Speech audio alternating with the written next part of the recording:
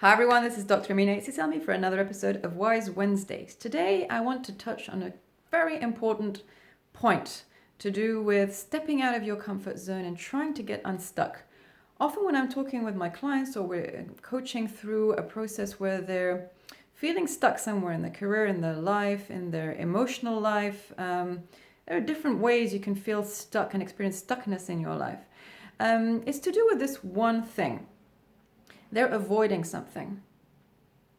And because they're avoiding it, they don't even recognize what it is, and therefore they don't know where to start.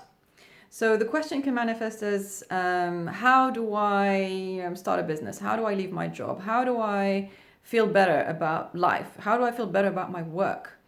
And the reason they can't see it on their own, and I believe that everybody has the answers they need within them, and I help them touch that answer or bring it out and really see their genius, allow it to come out of the box or of the lamp.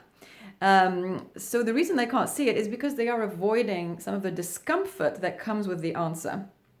So if you're feeling stuck somewhere, ask yourself, is there something I'm avoiding? And it can be something on the inside, it can be a feeling, it can be a kind of anger, a sadness, a frustration. Grief is so badly dealt with, it's given no space in our culture, in our organizational cultures, that you have to make an effort to ask yourself, am I grieving something?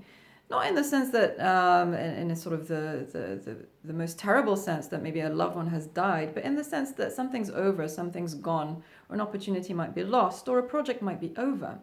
And so there's a sense of sadness, and we don't have space for that. So then we can start to feel tense and not be able to move on to the next thing. We can't flow because we're tense. We're tensing against something uncomfortable.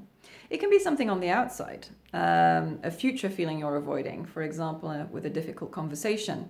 You might be avoiding a sense of overwhelm. You're afraid that if you take something up or if you go in a certain direction, you're going to feel some kind of pain, overwhelm, disappointment. And that often manifests as a fear of failure. It comes under the umbrella of fear of failure, for example. But recently, in a couple of conversations with clients, it's been conversations. Conversations around saying no, or conversations around saying, I'm leaving. I want to leave this role. And if you're a rescuer, or if you're someone who's highly conscientious, someone who doesn't like confrontation, you will find it a little bit tricky to have those conversations where you're completing something or where you're standing up against something. And so ask yourself, if I embrace the thing I'm avoiding, what might be possible? And allow yourself to imagine a different possibility. Allow yourself to go with the possibilities that might be available. There might be several different ways you can roll, several different ways you can flow. And that's my message really for today.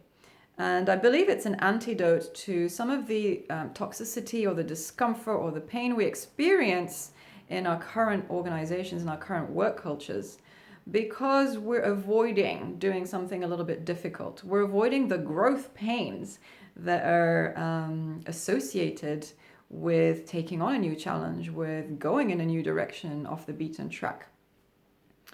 So I invite you to give yourselves permission to feel a little bit of discomfort, to feel a little bit of ambiguity, uncertainty, and potentially some growth pains. It's okay. There's nothing wrong if you're feeling a little uncertain or nervous or restless. You might be just growing and fulfilling your potential. Embracing those growth pains is what's required to really fulfill your potential. And I'm very excited about this. I love helping people to do this. If you're interested in working with me, please leave me a comment or a message or email me through my website, www.dramina.com. I really believe that the world could be a better place if we all were allowed and enabled to touch that deep potential, that greatness that's within each of us. And with that, I wish you a wonderful week, and I will see you soon. Bye-bye.